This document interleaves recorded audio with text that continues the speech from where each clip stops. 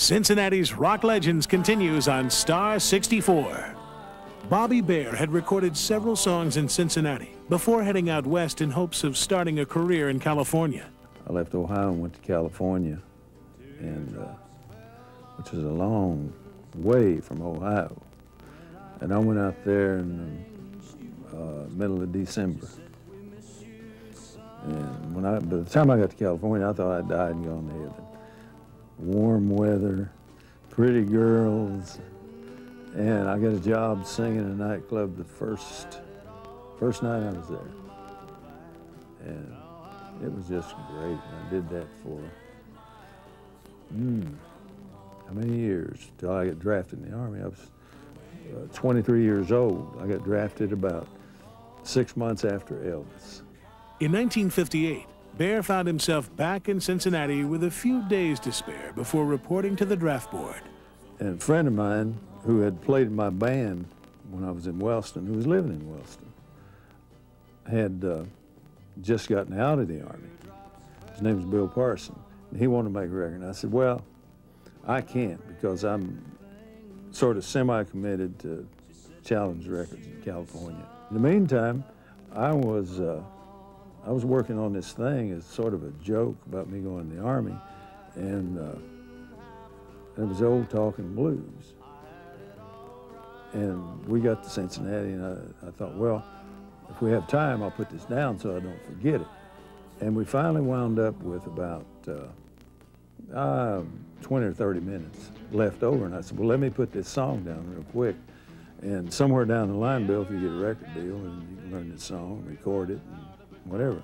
And that is how, in the last minutes of a recording session at King Records, Bobby Bare recorded the All-American Boy. That was the end of that. Parson and I, we partied for a couple of days, and I went to Springfield, reported my draft board, and they drove us to Fort Knox, Kentucky, and I was totally isolated in basic training for, I guess I was isolated for about, what, 2 or 3 weeks before somebody brought in a transistor radio.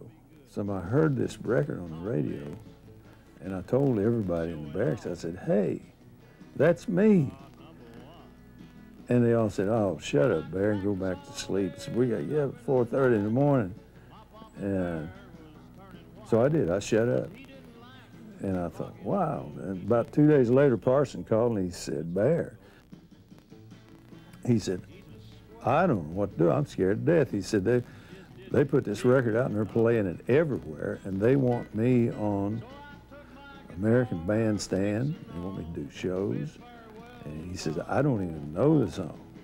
And I said, well, I said, Bill, I said, I'm in the Army. I said, I'm not going anywhere and do anything for 2 years.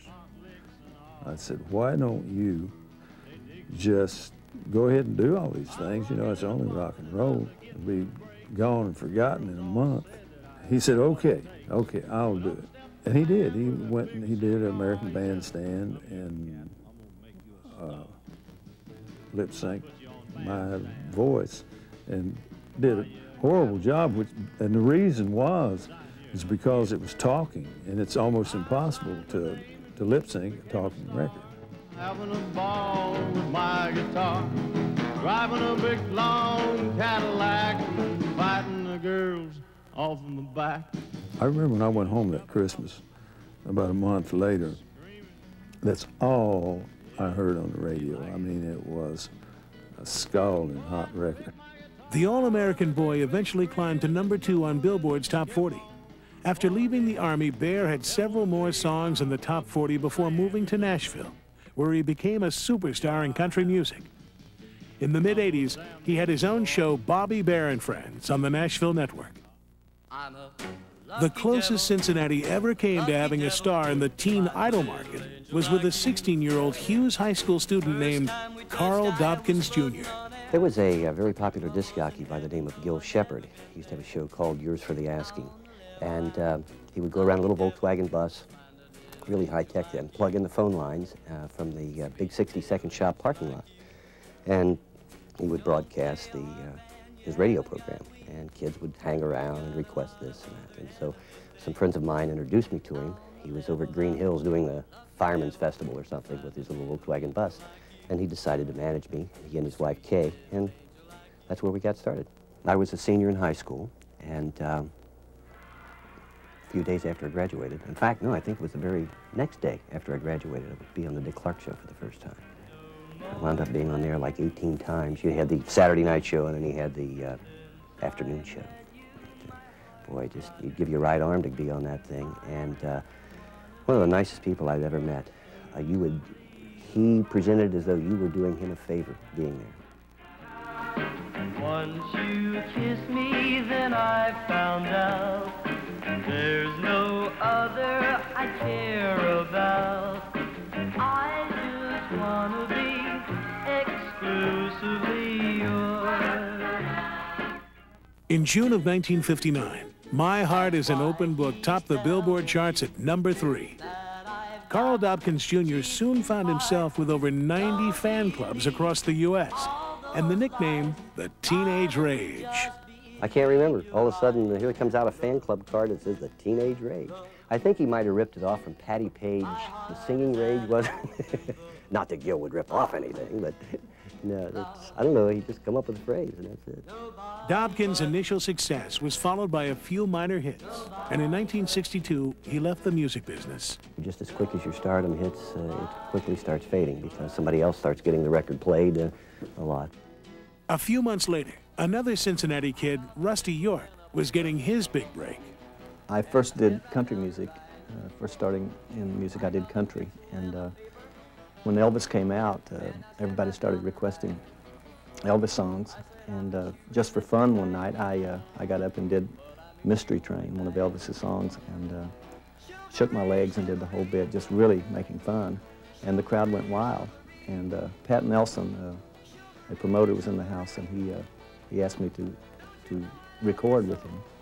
And he took me to King Records studio, and we recorded Sugar Ree on the other side. First time I heard Sugar Ree on the radio, I was riding up Hamilton Avenue in North College Hill, Ohio, and I heard it on my car radio.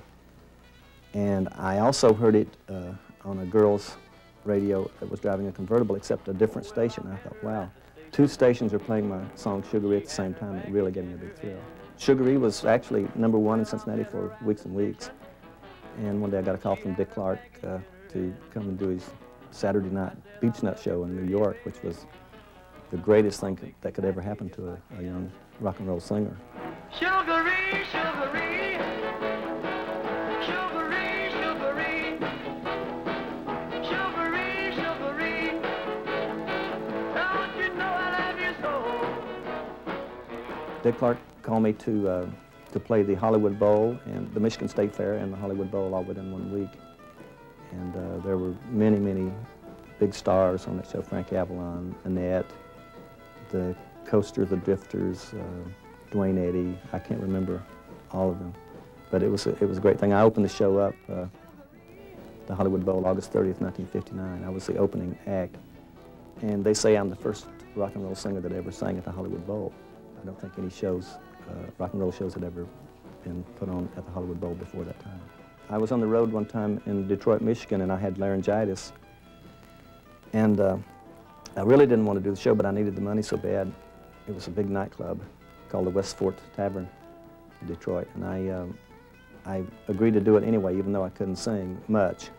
And I tried to sing Sugar Ree, and I couldn't, so I mouthed it, and my drummer sang it, and nobody knew the difference. 2 years later, Rusty started Jewel Recording Studios in Mount Healthy. Swinging WSAI. Hi, guys and gals, cats and kittens. I'm Dusty Rhodes, one of the 7 good guys from WSAI Radio. That's what they called us, the DJs at SAI in the early 60s. There was no FM radio yet, and WSAI ruled the airwaves.